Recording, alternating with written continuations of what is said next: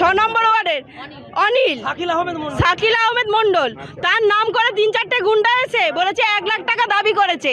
দাবি করে এখানে এসে আমার দেওরকে, ভাসুরকে, আমার কাকা শ্বশুরকে, সবাইকে, যতগুলো দোকানদার ছিল যারা ওদের আটকাতে গেছে, এমনকি আমার কাকি শাশুড়িকেও মেরে এখানে ফেলে দিয়ে গেছে।